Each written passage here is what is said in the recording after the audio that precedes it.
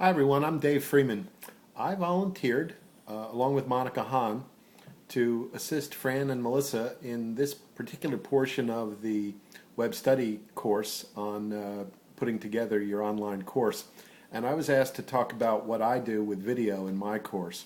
My use of video is a little bit different than Monica's in that hers are usually to, as I would guess, to show the concepts in art and art history, usually obtaining them from the web. Mine are usually using a computer-based camera to shoot small videos not unlike this. Mostly they're short, under 5 minutes. 5 minutes would be a long one. And they're usually used for four purposes. One is to introduce the course. Two is to recap different sessions that have just been done. Three are to rehash certain course concepts, and I'll get to that in a moment. And four, usually to address subject matter in very small bites. Throughout my efforts with using video, one of the things that most of the commentators mention and what I've found is that long videos are generally very boring unless you're going to have other entertainment. So that would be a good idea.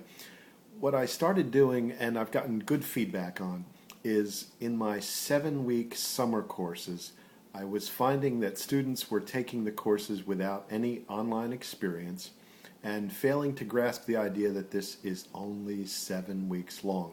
So I started introducing the course with a video clip right away, mostly rehashing 7 weeks. It's going to go so fast you can't imagine. It's twice as fast as a regular semester. And the feedback that I got from students was that it made them aware that there's a real live person on the other end of all this. You would think people would know that, but some of our students haven't taken online courses before and may not get the idea. Rehashing at the end of certain weeks to address what's going on the week before is a very quick way to do that. I find that's very helpful in terms of summarizing what's happened. Course principles. The principles that are most often in need of being addressed immediately and with some urgency in this medium is the question of plagiarism. Plagiarism seems like one of the fastest rising religions I've come across. It happens no matter what I try and do. I spend more and more time trying to educate students about plagiarism, and yet it keeps recurring. So what I do is I will often do a broadcast before a session telling people, look, we've got to be careful about plagiarism. I rehash what's been done. And then subject matter.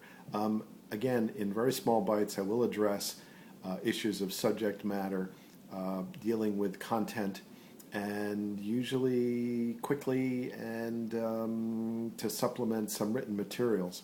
I will be following the conversations on the forum, and another point that you should be aware is that when you do videos like this, if you pause with ahs and ums, it's usually difficult because these are not often one-take little presentations that you do. So if you're going to get involved in stopping and starting and editing, it starts to take way too long. It's much too labor intensive. So I can only tell you that in this little conversation, maybe I've done 75 ums or ers, and that comes with practice as trying to keep them out.